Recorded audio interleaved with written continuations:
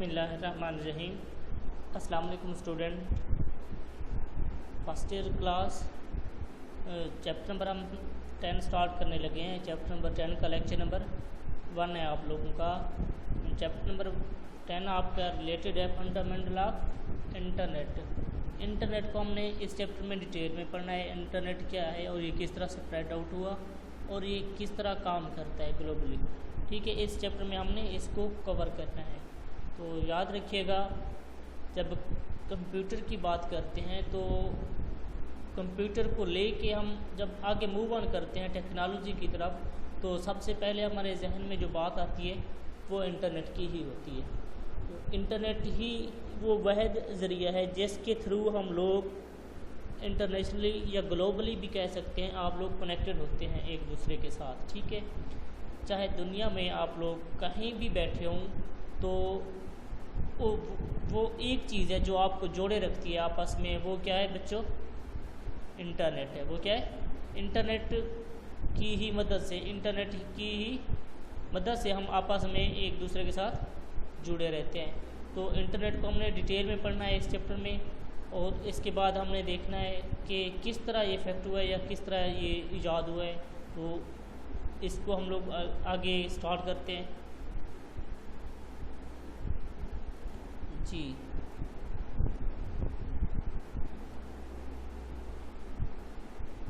Let's start जी। Chapter number 10 था fundamental of internet. अब इसका ओवरव्यू सबसे पहले अगर हम लोग देख लें तो ओवरव्यू इसका ये है बच्चों।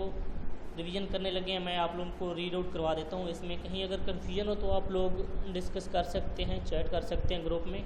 कोई क्वेश्चन अगर आप लोगों का रेज हो रहा हो तो जी। इंटरनेट की बात कर रहे हैं हम लोग। इन 1969 आरपा, याद रखिएगा आरपा एक एजेंसी है जिसके थ्रू इन्होंने काम किया था, जिसकी फुल फॉर्म हमारे पास है एडवांस रिसर्च प्रोजेक्ट एजेंसी। ये हमारे पास है इसकी फुल फॉर्म। ये क्या है हमारे पास? इसकी फुल फॉर्म है आरपा की, एडवांस रिसर्च प्रोजेक्ट एजेंसी। ये एक एजेंसी है। इस एजेंसी ने काम किया था नेटवर्किंग की दुनिया में कि हम लोग किसी तरह एक या एक से ज़्यादा कंप्यूटर्स को आपस में कनेक्ट करवाएं। एक या एक से ज़्यादा कंप्यूटर को आपस में क्या करवाएं? कनेक्ट करवाएं। तो इस कंसेप्ट को लेके इन्होंने काम स्टार्ट किया था। कब काम स्टार्ट किया था? 1969 पे। तो इनका बेसिक पर्पज़ क्या था बच्चों? इन्होंने क्या करना था? नेटवर्क बनाना था। कंप्यूटर नेटवर्क को लेके इन्होंने काम करना था।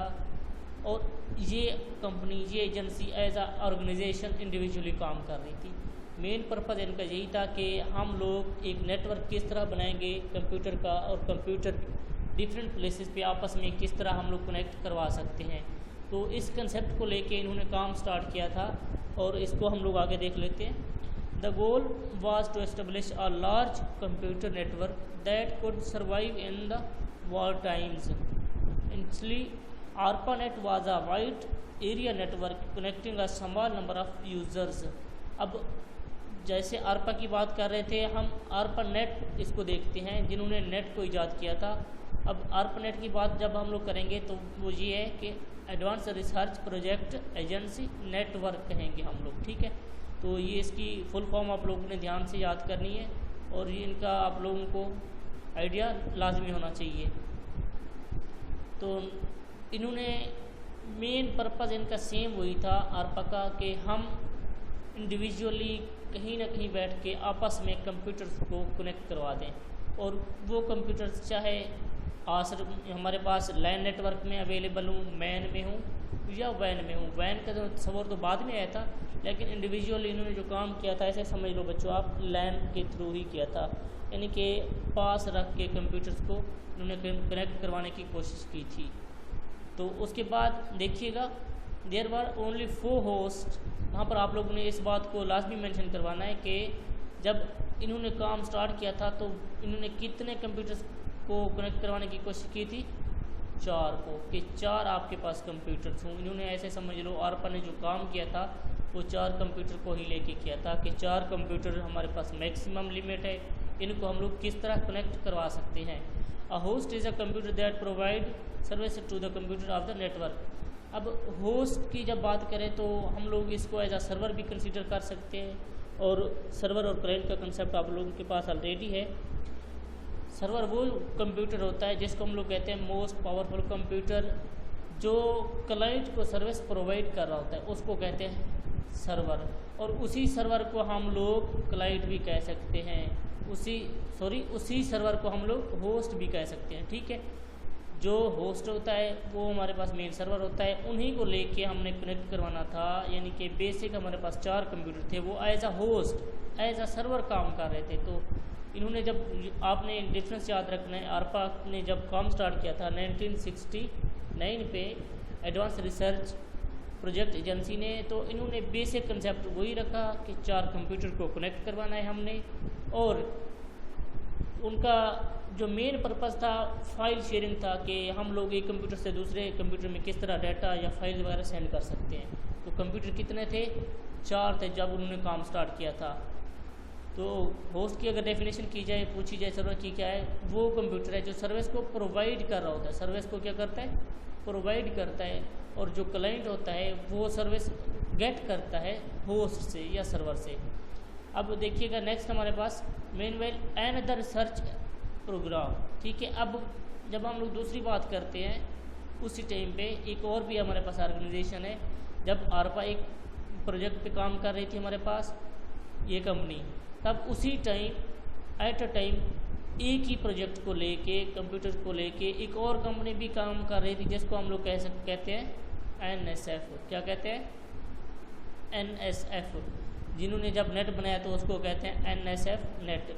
जब आरपा ने नेट बनाया था उसको कहते हैं आरपा नेट। तो इसको आपने डिफाइन करना है अलग अलग से।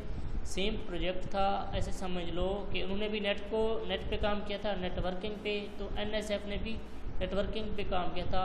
NSF की हमारे पास जो फुल फॉर्म थी national foundation science foundation. NSF की फुल फॉर्म क्या थी हमारे पास? National science foundation. ये भी एक इदारा है, इसने काम किया था, किस बेस पे किया था उसको देख लो। अब इन्होंने जब काम किया था NSF ने, तो इसका डिफरेंस देखिएगा आप लोग। इन्होंने काम किया था बच्चों 5 कंप्यूटर को लेके। कितने? 5 कंप्यूटर हमारे पास थे। इन्होंने कहा था कि हम लोग 5 कंप्यूटर को कनेक्ट करवाना चाह रहे हैं। किसने जब काम स्टार्ट किया था? NSF ने। अब जब आरपा ने काम किया था तो वो उनका कंसेप्ट ये था कि उन्होंने कितने कंप्यूटर को कनेक्ट करवाना है? 4 को करवाना है। और इन्होंने आरपा ने जब नेट कंप्लीट किया था, एक ही रिसर्च पे है, तो उन्होंने नाम दिया अपने नेट को आरपा नेट। जब NSF ने काम कंप्लीट किया तो इन्होंने उनको नाम क्या दिया? NSF net. और याद रखिएगा NSF net faster than आरपा net. ठीक है, NSF फास्ट था आरपा नेट से। तो मेन कंसेप्ट इनका वही था। जैसे इन्होंने आरपा ने अपना प्रोजेक्ट कंप्लीट किया और NSF ने अपना प्रोजेक्ट कंप्लीट किया, इन्होंने एक ही नतीजा अक्स किया, वो ये कि जब हम 2 या 2 से ज़्यादा कंप्यूटर को आपस में जोड़ते हैं तो हमारे पास जितने सिस्टम हैं हम उसमें से तमाम फाइल्स वगैरह शेयर कर सकते हैं, डॉक्यूमेंट वगैरह शेयर कर सकते हैं। तो नेक्स्ट देख लें इसको। During the period some other small networks और had also been established among various universities and organizations. The authorities decided to link ARPANET, NSFNet and other small networks so that they can communicate each other.